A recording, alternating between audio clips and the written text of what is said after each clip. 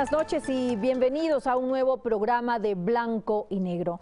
La lucha contra la corrupción ha sido un objetivo impulsado por el presidente de la República, Lenín Moreno, quien ha pedido el apoyo a los demás poderes del Estado para poder cumplir con este fin. Sin embargo, existen muchos funcionarios del gobierno anterior procesados, pero sin resultados concretos al momento de recuperar los dineros que habrían sido robados. La corrupción es un tema que, aunque parezca distante, atañe a todos y cada uno de los ciudadanos, pues cada centavo mal utilizado o peor aún robado va en detrimento del bienestar de todos.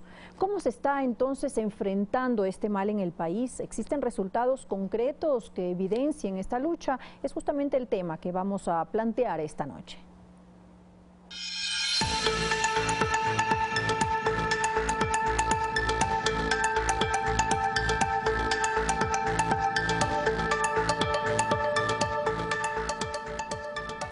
Uno de los presuntos casos de corrupción que más ha sonado en el país es el relacionado al ex vicepresidente Jorge Glass junto a la empresa brasileña Odebrecht. Hace pocos días la ex esposa del empresario Tomislav Topic pidió que se lo vincule a la investigación por el presunto delito de lavado de activos y además solicitó prisión preventiva para su expareja y Jan Topic, hijo del mismo y de la compañía Telconet.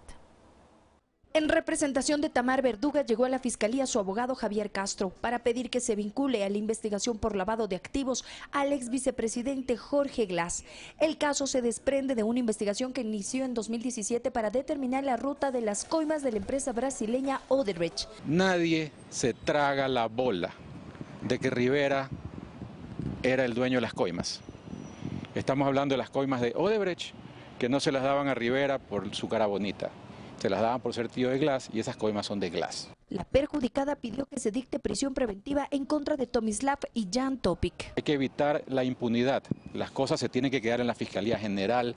Este es un caso de fuero. Solicitó ser incluida en el proceso como una víctima. Habría sido perjudicada como accionista de la empresa Telconet por los aumentos de capital que se hicieron por 13.5 millones de dólares a través de al menos 40 transferencias realizadas por la empresa china Glory International. En el juicio en Miami descubrimos que los dineros que Odebrecht le transfiere a Glory de Rivera y de Glass, que Glory le transfiere a Jan Topic y que Jan Topic le transfiere a Telconet, son los mismos dineros que se utilizaron para aumentar el capital y quitarle acciones a la señora Verduga. Ese dinero sería devuelto al Estado, pero esta acción no desvincularía a Topic de los procesos que lleva adelante la Fiscalía. Es una reparación al perjuicio ocasionado al Estado. No es ninguna colaboración eficaz ni aporte al proceso. Según Castro, los 13.5 millones con los que se aumentó el capital de la empresa Telconet no sería el monto total que transfirió la empresa Odebrecht. Lo que lavaron fueron 16.1 millones. 13 millones y medio se utilizaron para aumentar el capital.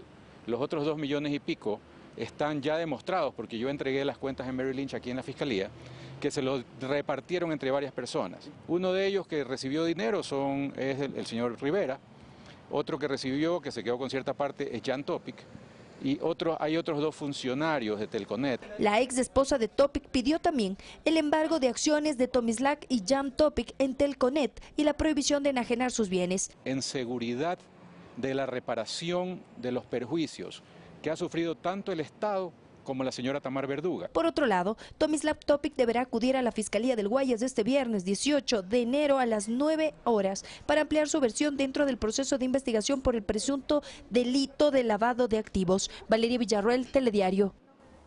Y la Asamblea Nacional también se ha visto empañada por denuncias de cobros indebidos de los llamados diezmos. El personal que labora en el despacho de la asambleísta de Creo, Ana Galarza, rindió su versión en la comisión multipartidista. La comisión este lunes escuchó a quienes son parte del equipo de la legisladora Ana Galarza. Carmen Alvarado, quien ocupa el cargo de asesora 2, dijo no haber hecho depósitos a favor de Galarza o su esposo, Francisco Sevilla. Jamás le he dado a la asambleísta ni un centavo, ni le he depositado en sus cuentas, jamás. Alvarado se ratifica en la versión de que trabaja en Ambato, pero que la tarjeta magnética asignada a ella la deja en Quito. Cuando ella me lo pida, yo estoy aquí. Sobre este detalle, Francisco Sevilla, esposo de Galarza, aceptó ser quien utiliza la credencial de Alvarado para ingresar al Palacio Legislativo. Tal vez se cometió un error en utilizar la tarjeta de Carmen, que es la asesora de un territorio que no está aquí en Quito permanentemente, para poder entrar a la Asamblea Nacional. Dijo además que no tiene una cuenta bancaria a su nombre, por lo que desestimó las versiones de que recibía parte del sueldo de la señora Alvarado.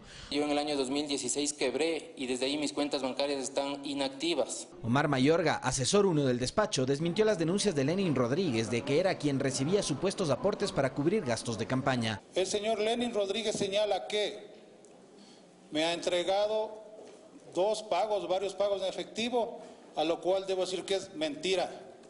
Nunca él ni nadie me ha dado un centavo. Quien hoy es asistente del asambleísta Galarza, Marcelo Rosero, también señaló como falsas las acusaciones de Rodríguez, afirmando que él jamás ayudó a la legisladora con las tareas de su maestría, pues no tiene conocimientos en psicología. Las funciones que yo desempeño en el despacho, que al inicio de mi intervención les expliqué, no me permiten realizar ninguna otra actividad dentro de mi horario laboral. Esto es falso. Las versiones de Ana Galarza se receptarán este martes en la comisión. Alexis Moncayo, Telediario.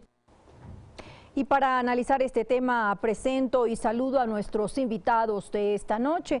Ellos son el doctor Germán Rodas, él es miembro de la Comisión Nacional Anticorrupción y también es historiador. Y también nos acompaña Gabriela Obando, ella es abogada en Derecho Administrativo. Hacemos una breve pausa y enseguida continuamos junto a ustedes. No se vayan, esto es Blanco y Negro.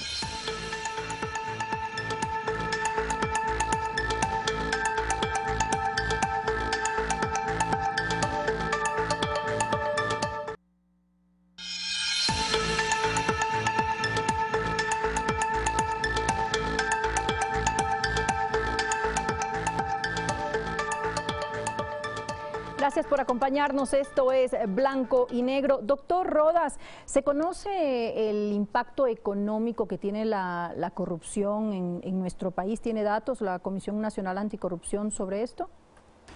Buenas noches, gracias a usted, al doctor Obando que nos acompaña. Nosotros hemos hecho un ponderado que fue publicado en un libro de la Comisión de alrededor de 38 mil millones de dólares, que serían recursos que han sido asaltados al país. En todo caso, puede ser algo más, yo creo que menos no. Y no hace sino demostrarnos esa cifra que se llevaron cantidades enormes que hoy estarían solucionando la crisis, por ejemplo, del IES, la crisis del presupuesto nacional del Estado desfinanciada en 7, 8 mil millones de dólares. Creo que es importante que la ciudadanía y la comunidad tenga plena conciencia de esto, porque ciertamente ha sido uno de los atracos fundamentales en la historia del país. ¿Y cuánto dinero ha sido localizado? En cuanto a su retorno, solamente tenemos los 13.5 millones de dólares del empresario Tomislav Topic. Claro, es que no se han hecho algunas cosas que debieron haberse hecho. Por ejemplo, nosotros le entregamos al SRI en febrero del año pasado la información respecto de la actividad de los hermanos Alvarado que les llevó a hacer evasión tributaria, alrededor de 4 mil millones de dólares. El SRI no ha hecho nada. En Fiscalía nosotros entregamos una denuncia en el momento oportuno sobre el tema Manduriaco y Caminosca. En Caminosca nosotros señalamos en cuáles eran las cuentas en las que había que revisar los temas. Chiriboga escondió la denuncia, se ha reaperturado el caso, ocurrió esto más o menos en el mes de noviembre del año último, y creo que allí hay para seguir cortando tela.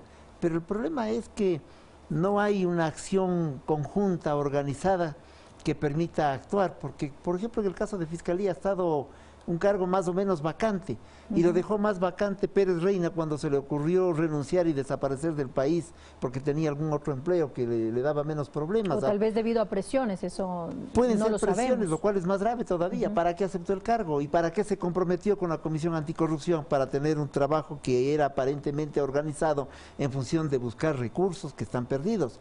De tal manera que a mí me parece que hay vacíos fundamentales, y no solamente es con el tema de los recursos. La Asamblea Nacional, que no ha sido capaz, por ejemplo, de legislar sobre el pronunciamiento del pueblo ecuatoriano en febrero del 2018. ¿Cuál me va a decir usted? El tema de la muerte civil de los ciudadanos.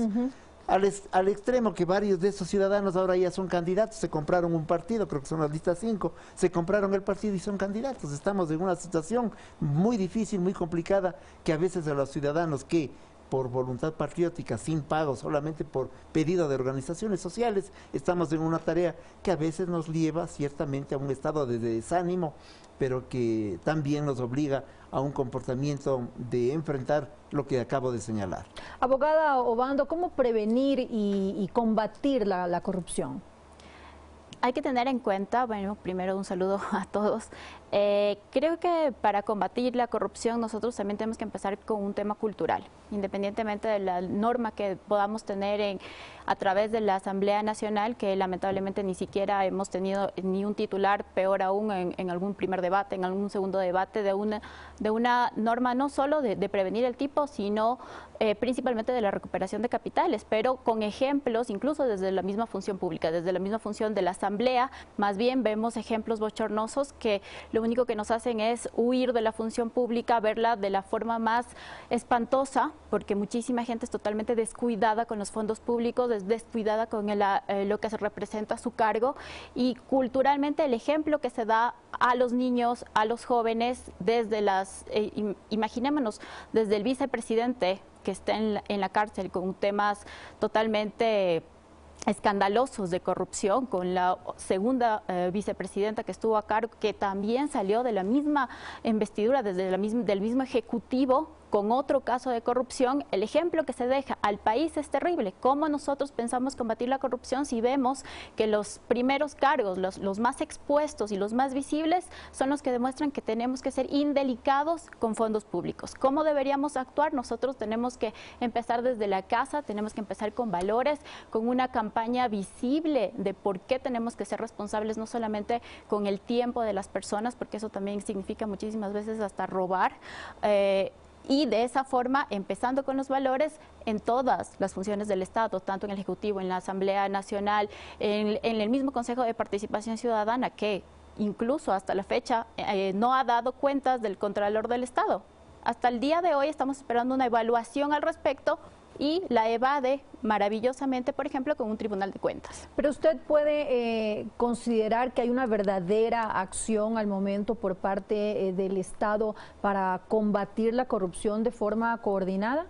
Yo diría que no. ¿O se quedó en discurso? Lamentablemente es una deuda que tiene el país en cuanto a la famosa cirugía mayor de la corrupción, pues incluso con la misma consulta popular yo creo que fue simplemente un momento coyuntural para demostrar respaldo y para sostener políticamente el gobierno, pero que fácticamente no se ha desarrollado ni un proyecto de ley que trabaje para combatir eficientemente la corrupción, peor aún para que dentro de las propias instituciones se haga algo para combatirla.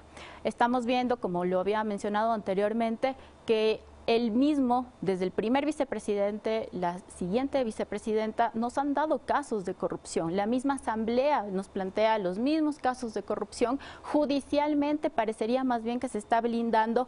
Tenemos únicamente una persona presa y su tío, pero no tenemos a más personas respondiendo por esto. Recién se respondió algo para el procurador del Estado, que era una deuda que también se la tenía por muchísimo tiempo, pero vemos que más bien se les da todas las garantías del caso para que salgan del país y no tengan que estar aquí de cara a un proceso judicial respondiendo por las responsabilidades penales que incurrieron en casos, por ejemplo, de peculado, que es el más relacionado directamente con la corrupción. Sin embargo, la OEA, doctor Rodas, reconoció ahora hace poco, el 13 de diciembre, los esfuerzos de Ecuador para combatir, para luchar contra la corrupción. ¿No tiene esto un peso? Sí, yo creo que ha habido un interés de determinados sectores, de determinadas funciones del Estado. Creo que la propia Contraloría ha hecho algunas acciones importantes precisamente para ir desenmascarando las cosas. Yo coincido que es un problema cultural, ciertamente, es un problema también de la condición humana. La gente se prepara a veces para tener 10 casas, 5 propiedades, piscinas, pero no se prepara para llevar una vida transparente, ética, con un nivel adecuado y civilizado, diríamos. Hay esa expectativa individual que es la que va también afectando ya no solo al sujeto, sino a la familia y a la colectividad. Cierto es. Pero también es cierto que la última década fue una acción conjunta de los diversos instrumentos del Estado para el asalto. Entonces, el Contralor no hacía nada, sino que acusaba a aquellos que le decíamos aquí hay asalto del dinero del Estado. El fiscal guardaba las denuncias y la estructura de la Corte Nacional de Justicia estaba hecha no para sancionar al delincuente, sino a aquellos que denunciábamos. Acuérdense en el caso Manduriaco, los miembros de la Comisión Nacional Anticorrupción fuimos sentenciados a 1 año de prisión por demostrar que el caso Manduriaco, entre otros, y Caminosca, entre otros, habían sido casos de acción de delincuencia organizada. Estos son elementos que nos prueban lo que hemos venido señalando en el último periodo. Y la actitud incompetente y servil, por ejemplo, que hubo en la Asamblea Nacional, la Comisión de Fiscalización, dirigida, yo recuerdo entonces, por una señora Salgado, y otras personas más, le pusieron alfombra roja al vicepresidente para recibirle en el Congreso para que entregara un informe. Es decir, no se trabajó. Así nació la Comisión Nacional Anticorrupción, los sectores sociales exigiéndonos y pidiéndonos que afrontemos desde la actitud cívica a la delincuencia organizada. Lo dicho por la gente de la OEA, lo dicho por la gente de las Naciones Unidas es importante, pero lo que conviene saber es lo que opina nuestro pueblo. Y nuestro pueblo opina que es indispensable encontrar esos recursos, y esos recursos deben ser encontrados a la brevedad. Hay pistas, hay acciones que se deben tomar, pero una de ellas será posible desarrollarlas cuando, por ejemplo, se haga la evaluación que ya hay que hacer a la función judicial. No se la hizo. Allí hay todavía una estructura del periodo anterior que formó parte de la delincuencia organizada.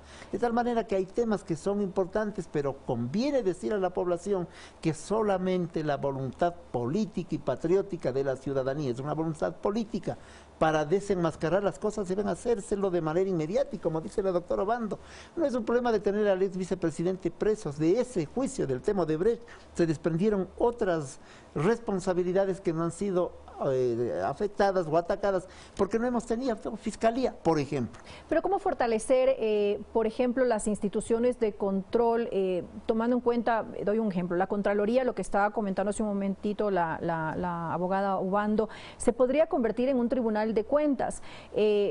Hay quienes opinan que esto sería negativo, pero hay quienes defienden esta posibilidad, porque obviamente el que tenga 7 miembros no va a estar a cargo solamente de una persona la responsabilidad. El que tenga 7 miembros pues va a hacer que se vuelva un poco más complicado que hayan actos de corrupción.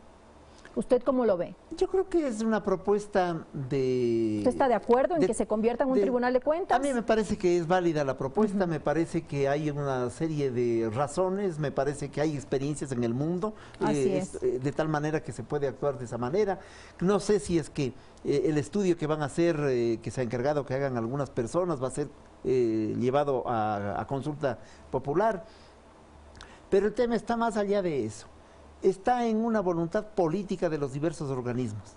No podemos seguir esperando que la Fiscalía no aboque conocimiento de una serie de casos, sino de uno o de otro. Esto es como suelo yo poner el ejemplo, es como una java de agua mineral. Se destapan todas las botellas y no se consume ninguna. O se consume un poquito de cada una según las necesidades políticas y mediáticas. Hay que trabajar con eficacia. No nos pueden poner de pretexto que no hay los elementos profesionales y tecnológicos indispensables para avanzar en la investigación.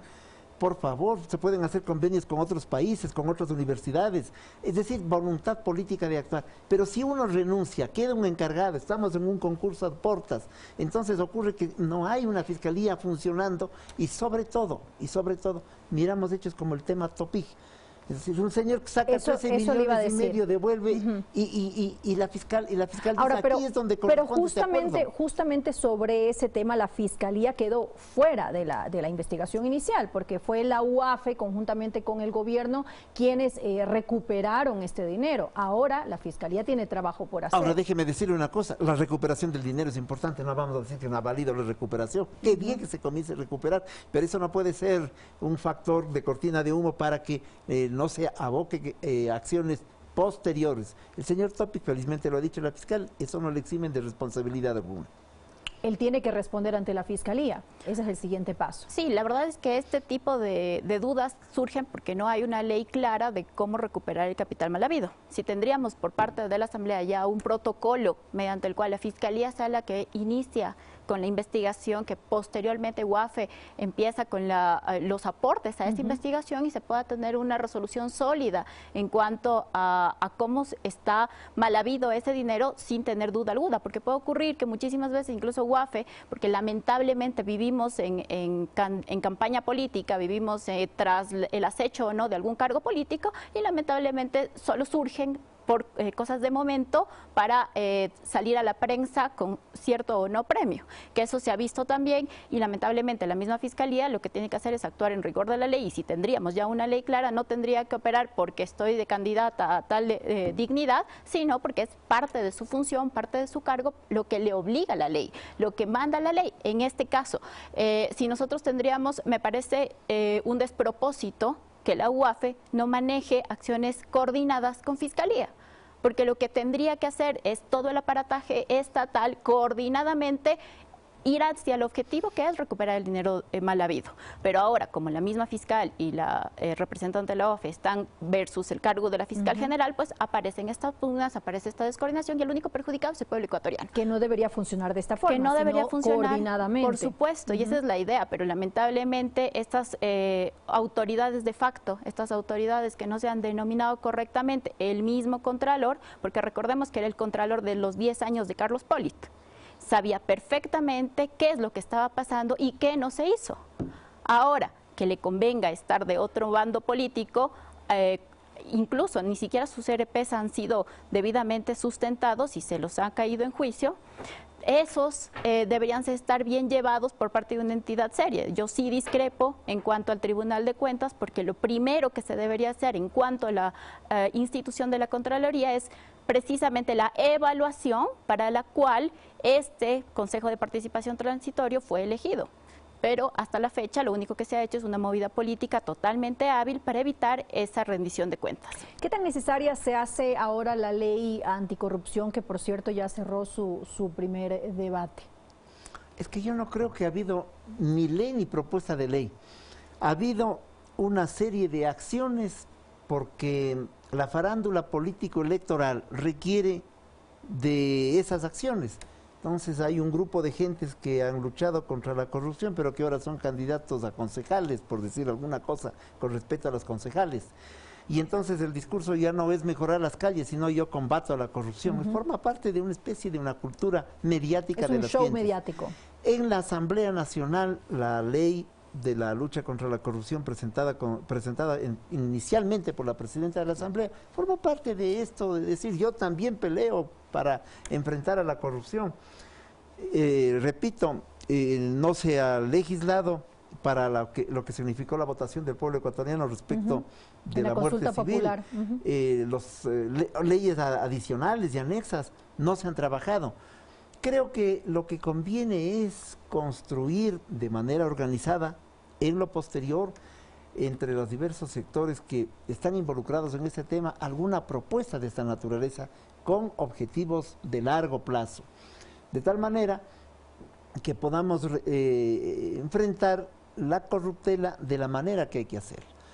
Pero por leyes también no nos pueden a lo mejor faltar, y por voluntad para hacer leyes, si bien es importante. Creo que allí es necesario encontrar que las paralelas de la lucha contra la corrupción, a pesar de ser paralelas, se encuentren y se entrecrucen en un momento dado con objetivos comunes. Ahora, tener un marco legal es justamente la base para poder luchar contra la corrupción. Desde luego. Por eso se hace tan necesario. Pero allá voy como elemento adicional. El tema del ejemplo que se vuelve fundamental no ha habido. Lo dijo la doctora. 2 ex vicepresidentes que han saltado por los techos. Un gobierno que no tiene el anterior, un presidente deambulando en Europa y un montón de gente escondida, y unos pocos con órdenes de prisión y lo demás. Hay, por lo tanto, una demostración de que es indispensable hacer un cambio radical. Y un grupo de gente que sigue participando todavía solapadamente, cercano al gobierno actual, que ciertamente debería ser removido, porque no puede quedar rémora de lo que ocurrió anteriormente. Es decir, se necesitan hacer tajos fundamentales con la historia anterior. Y aquello va a formar parte de la lucha contra la corrupción desde la perspectiva de eso que se llamó la cirugía mayor.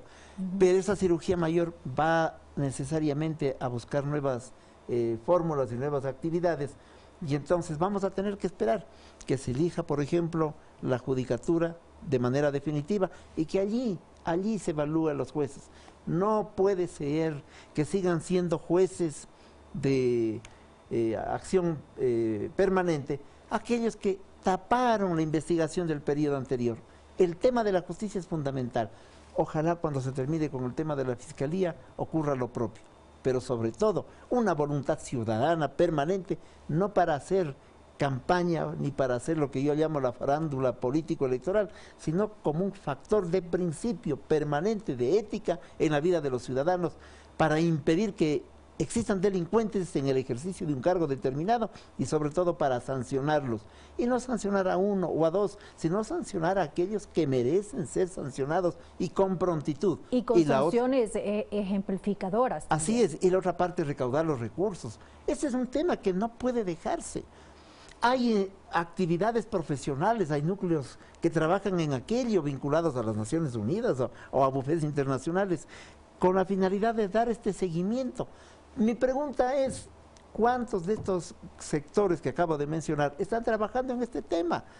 Si el señor Topic no se le ocurre abrir la billetera y decir, tengan los 13,5 millones de dólares. Y según su flujo de caja, además, que eso es lo que dejó claro en su carta. Y coincido con la opinión, en medio de un momento en el que se va a elegir un fiscal, entonces le entrega, será la candidata de él, le entrega el dinero para que la doctora Salazar dé cuenta de que aquello ha ocurrido y protesta la otra candidata que es también candidata a fiscal, actual fiscal encargada. Claro, de tal manera que eso puede estar de por medio como un proceso que al menos genera complicaciones. Yo creo que detrás de esa devolución lo que debe haber es una nueva investigación con seriedad respecto de esos dineros de flujo, como de caja chica, ¿no? 13,5 millones en caja chica. Vaya, qué interesante, qué tipo de negocios se tiene y qué tipo de ejemplar es aquel que hay que investigarlo adecuadamente para saber si ese negocio u otros están involucrados en qué otros temas. Abogado, otro tema que es importante, ¿qué pasa con los procesos de extradición? Porque la mayoría de procesos que son requeridos por el Ecuador fracasan y los crímenes siguen en la impunidad, justamente porque los prófugos no retornan al Ecuador. Bueno, en cuanto a los procesos, es muy importante el rol que cumple Interpol de por medio, por eso hay muchísimos abogados que están tratando de hacer la diligencia necesaria para poder vincularlos en los procesos que sean necesarios a su comparecencia. Sin embargo, hay algunos procesos en los que hay que señalar que por la coyuntura política les han dado vía, pero que no tendrían, al mi criterio jurídico, el mismo caso de Balda, no tiene asidero jurídico porque fue un secuestro que no fue en el Ecuador. Fue en Colombia y fue tratado en Colombia. Y cuando hablamos, y la declaración que forma parte son declaraciones en base a declaraciones de policías que incluso que fueron hasta contradictorias en su momento. Entonces tampoco debería ser un caso mucho más sólido como para que pueda tener la repercusión en Interpol, que pueda tener obviamente incluso la misma función judicial, la misma fiscalía, aquella fuerza para traer a los exmandatarios, por ejemplo, en este mismo caso del ex vicepresidente, para que pueda rendir cuentas a la justicia. Si no tenemos un caso en realidad sólido y sobre todo el apoyo incluso internacional para una cooperación incluso entre Interpol, no vamos a tener la necesidad de que ese expresidente o aquel funcionario venga acá. Por eso es tan importante que la misma Fiscalía establezca procesos sólidos con verdaderos indicios penales para que no terminen en procesos fallidos en los que la misma Fiscalía lo que tenga que hacer es pedir disculpas por no hacer el trabajo que debería hacer. ¿Y no será que sufrimos también de una falta de conocimiento especializado de jueces con respecto a procesos de extradición o no tenemos el marco legal adecuado? Yo creería que más allá, tenemos otra vez un mal ejemplo en cuanto a cómo el mismo poder interfiere en la justicia. Lamentablemente los jueces independientes se transformaron en jueces de telefonazos y estos jueces de telefonazos vinieron actuando durante muchísimos años en la función judicial y lamentablemente hoy en día, incluso cuando sepan qué es lo que tienen que hacer, van a necesitar consultar con alguien por temor a perder su cargo o temor por la represalia que podría incurrir si llega a hacerlo. Entonces, más allá del desconocimiento, creo que es un tema de independencia y de institucionalidad. Ahora, una solución ante la corrupción que se agrava en nuestro país podría ser instaurar la Comisión Internacional contra la Corrupción en el Ecuador, es decir, la CICIG, como está instaurada en Guatemala, y ya vemos lo que ha ocurrido en Guatemala. ¿No podría ser eso una alternativa para nuestro país? La Comisión Nacional Anticorrupción, a través de su coordinador, el economista Rodríguez, le planteó al presidente de la República el hecho de que esta comisión de ecuatorianos tenga el respaldo suficiente para poder cumplir esta investigación de mejor manera, sin que le cueste al país, y que evidentemente podríamos coordinar con las Naciones Unidas para constituir una especie de una comisión mixta, porque creemos que aquello de que comiencen de cero no es cierto. Nosotros hemos avanzado en 19 denuncias, por ejemplo, y no se han agilitado, que es otra cosa por las causas que he señalado. Nos parece importante entonces que se podría buscar un mecanismo intermedio, porque tampoco se trata de creer que venga alguien de afuera y organice todo y entonces todo va a quedar expedito y se van a encontrar los recursos. Ahora, en Guatemala resultó de alguna manera. Claro, y ha sentado un precedente. Pero la historia de Guatemala es otra. Allí no había una comisión anticorrupción, allí no había investigación de nada, allí asaltaba a todo el mundo y entonces había que poner orden desde afuera. Pero aquí la situación es distinta. Yo creo que la historia de los pueblos se construye siempre de acuerdo a su propia realidad, ¿no? No puede haber ni calco ni copia, sino creación heroica en este caso. De todas formas, ni lo uno ni lo otro, yo sigo viendo que las cosas van así de perdidas. Nosotros seguimos con la voluntad de avanzar en este tema. Este no es un problema de protagonismo, no somos candidatos a nada, no nos interesa este tema. Respondemos a nuestros mandantes, las centrales sindicales, la UNE, los gremios profesionales, la CONAI, etcétera, entre otros sectores. Ganamos una legitimidad con nuestra lucha, ese es un trabajo cívico. Pues bien, hay una voluntad de avanzar, ojalá podamos llegar a un punto de abordaje de los problemas, la forma que acabo de señalar, pero la prontitud es lo importante, porque si seguimos discutiendo, ahora, ¿quién va a investigar? ¿Quién va a avanzar en esto? Ese es un problema. Y que se lo haga de una forma coordinada, que es lo que estábamos hablando hace un momento. Pero el tema de la coordinación corresponde al Estado. Yo quiero decirle que una cosa es la investigación de los recursos y de las acciones de control desde el Estado y otra cosa es la acción de control desde la ciudadanía. Nosotros respondemos al tema de la ciudadanía sin querer asumir el compromiso de que somos los únicos, ¿no? La ciudadanía tiene posibilidades de organizarse, pero en el Estado es evidente, tienen que haber coordinaciones elementales. Desde luego que sí, nosotros lo que respondemos es por una acción desde la ciudadanía que la hemos levantado durante mucho tiempo ya. Nosotros aparecimos en el 2015 cuando teníamos el régimen anterior en pleno ejercicio del poder, cuando le teníamos que enfrentar a ese régimen. Ahora como que las cosas son mucho más fáciles. Yo creo que la ciudadanía también ha encontrado mecanismos diversos para esta confrontación, se han ido sumando a nuestra labor. Pero es una tarea que ahora debe exigirnos que todos demos un paso adelante para impedir que después de las elecciones todo se sumerja otra vez en algún marasmo, o para impedir también que las elecciones sean el pretexto para la lucha contra la corrupción desde el mediatismo político electoral y nada más. ¿Cuál es entonces esa responsabilidad que tenemos todos los ciudadanos de lucha contra la corrupción? Ahora que ya nos acercamos a las elecciones seccionales. Yo creo que deberíamos exigir muchísimo más a los candidatos, porque me parece la verdad bastante penoso que el triunfo de campaña o la mejor propuesta sea no robaré.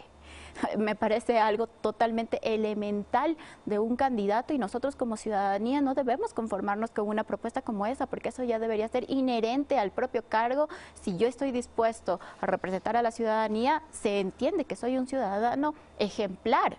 ¿Cómo es que me puedo reducir a una propuesta como esta? Y es precisamente el error que tuvimos en las mismas elecciones pasadas.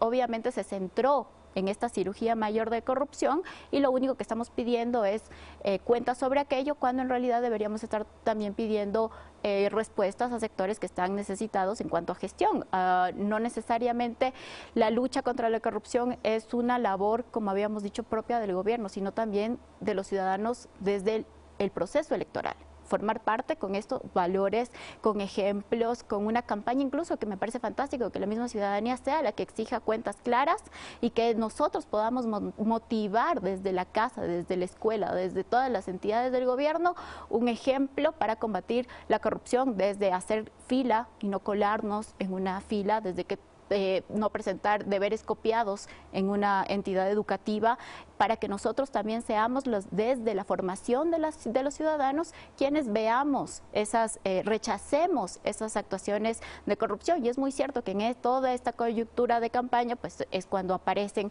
las famosas luchas en cuanto ahora sí recuperemos el ditar mal habido, y no es tampoco una respuesta que tiene que surgir desde el Ejecutivo, porque el Ejecutivo tiene podrá emitir un decreto ejecutivo para su aparataje de ministerios, pero recordemos que hay 5 poderes que son, entre comillas, totalmente independientes, y que ahí sí se necesita una ley para que nosotros podamos articular, responder de una forma ordenada y eficiente, y como había muy bien mencionado, de una forma totalmente rápida para la ciudadanía, porque económicamente tampoco es sostenible que después de haber perdido tanto dinero, hoy en día las obras se respondan sin ese dinero. Entonces tiene que ser coordinado, debemos tener una ley, tiene que surgir también desde casa, y tenemos que dar ejemplo desde la ciudadanía, y sobre todo exigir a los mandatarios que también sean delicados con los fondos públicos, y ahí sí podemos evidenciar una actitud coordinada, tanto en ciudadanía como con el aparataje institucional. Ahora, el sector empresarial, que es también un sector importantísimo de la sociedad, ¿de qué forma puede participar en esta lucha contra la corrupción? Porque corrupción no es solamente recibir, corrupción también es ofrecer, dar. Entonces, usted acaba de decir algo muy importante. Esa es la corrupción que yo llamaría tangible, la de lo que se mira y de lo que se percibe, dar y recibir. Los sectores empresariales también tienen que ser de alguna manera investigados, aquellos que deben ser investigados. No es una generalización. Hay sectores empresariales de enorme valor en el país, pero también hay unos cuantos pícaros, eso es la verdad. Pues entonces también hay que exigir un comportamiento adecuado en el Estado y un comportamiento adecuado en la actividad privada. Pero en el mundo de lo intangible también. El mundo de lo intangible es fundamental. Mire usted en el proceso electoral, ¿cómo puede haber pues 200 partidos políticos en campaña? Por favor, y el respeto y el valor de las ideas, de las ideologías, de la doctrina, del pensamiento crítico. ¿Es posible tantas ideologías? No, eso es un absurdo. Es decir, la campaña electoral se vuelve, en estas condiciones, un asidero para que cualquier individuo asuma un comportamiento de búsqueda de poder pequeño, grande, seccional, etcétera, acumule espacios de votación en su favor, tenga recursos suficientes para aquello, trepe en la búsqueda del poder para servirle al país, para servir a la ciudadanía. ¿Cuál debería ser entonces Difícil, el ¿no? control? El control es múltiple. El Estado tiene que cumplir una serie de acciones que ya hemos señalado, pero la ciudadanía es fundamental y también la educación. Pero específicamente en esto que estábamos hablando hace un momento, en el tema de cantidad de partidos políticos, ¿cómo se puede controlar? ¿Qué debería hacer el Estado con relación a esto? Yo creo que tiene que haber una depuración. Ese es un trabajo de reformar la ley, el código de la democracia, la función electoral. No podemos darnos estos lujos, ¿no? Es indispensable, por lo tanto, primero hacer carne en nuestra convicción y en nuestra gente, que aquello no es posible. No puede haber en Quito 20 candidatos a alcaldes, etcétera. Es un momento para reorientar las acciones de los sujetos. Lo que ocurre es que también a este país le asaltaron las ideas. Asomó un grupo de oportunismo organizado y se llamaron socialistas del siglo XXI. Es decir, pasaron también del extremo del asalto a la realidad nacional en lo efectivo, también al asalto a lo que significan las ideas. Se robaron las ideas.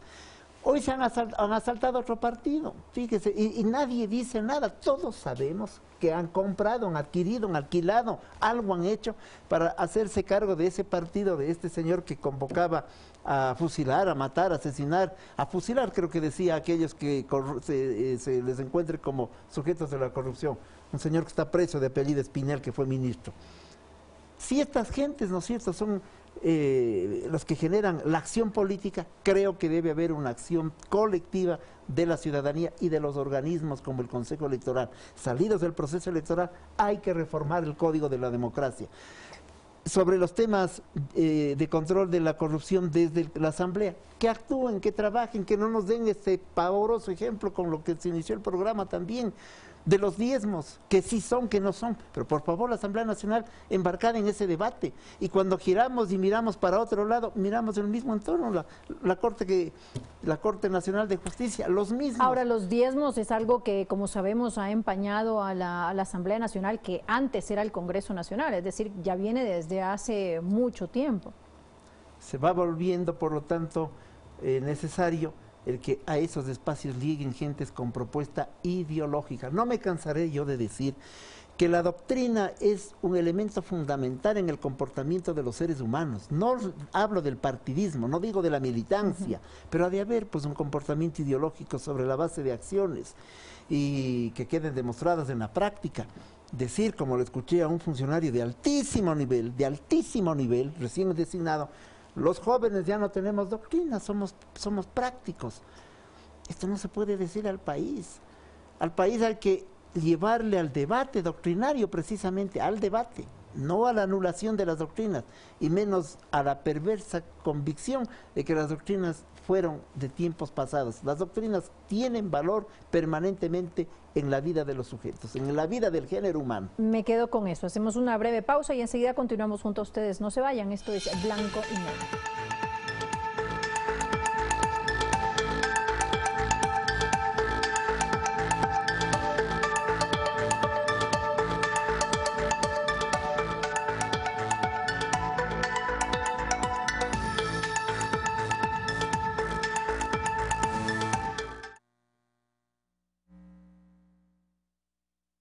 ¿Cuánto tenemos? Ya, se nos ha cortado el tiempo, ya me estaban gritando hace horas.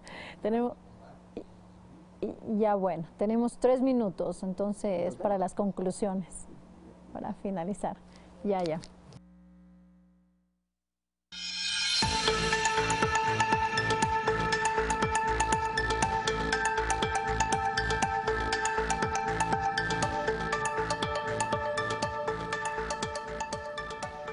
Gracias por acompañarnos. Esto es Blanco y Negro y llegó el momento de las conclusiones. Doctor Rodas, ¿qué podemos esperar para el futuro? ¿Qué podemos esperar del gobierno y de las funciones del Estado?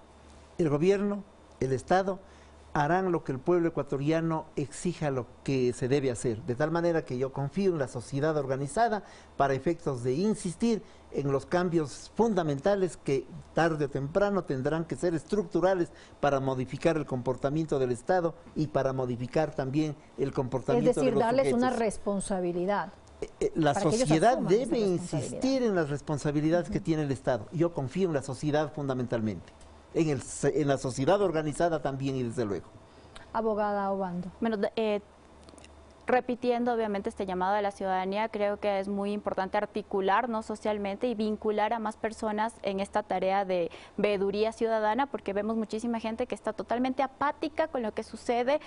Este mismo tema de tener tantos candidatos en la papeleta, más allá de vincularnos, lo que nos hace es generar un rechazo en cuanto al aparataje estatal. Sabemos que los jóvenes cada día estamos menos involucrados en la política, en el quehacer diario, porque simplemente vemos que no hay una responsabilidad respuesta por parte del aparataje estatal y es el momento para que los jóvenes nos involucremos y nos hagamos más conscientes de que también lo que nosotros hagamos y lo que nosotros propongamos se puede escuchar. El momento que nos articulemos mejor, vamos a poder generar incluso una propuesta de cambio más sólida y vamos a exigir de las autoridades una respuesta conveniente. Lamentablemente tuvimos una desarticulación de sociedad civil, precisamente por varios decretos ejecutivos que no permitieron articularnos como sociedad civil, pero son los momentos oportunos para que recapitulemos y volvamos a exigir con ejemplo, con transparencia, que los ecuatorianos tenemos muchísimos valores y que en esa construcción de valores se va a consolidar el cambio que tanto necesita nuestro país.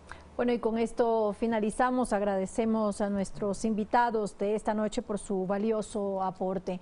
La corrupción que involucra a la administración pública afecta gravemente la economía de un país. Los ciudadanos pueden verla como algo distante, como hemos dicho, pero nada más equivocado, porque todos y cada uno de los ecuatorianos sufrimos las consecuencias de los actos corruptos de unos cuantos funcionarios inescrupulosos, que lo único que buscan es enriquecerse con el dinero de todos. Es por eso que las funciones del Estado deben asumir sus responsabilidades en forma eficiente para prevenir, detectar, sancionar y erradicar la corrupción. Debemos contar con una asamblea que establezca un marco legal adecuado, que sea la base de la lucha contra la corrupción, una fiscalía que investigue con diligencia, una función judicial que sancione conforme a la ley, una contraloría que audite y señale a los responsables, instituciones sólidas, con personas, probas que las integren. Esperemos que esto sea una realidad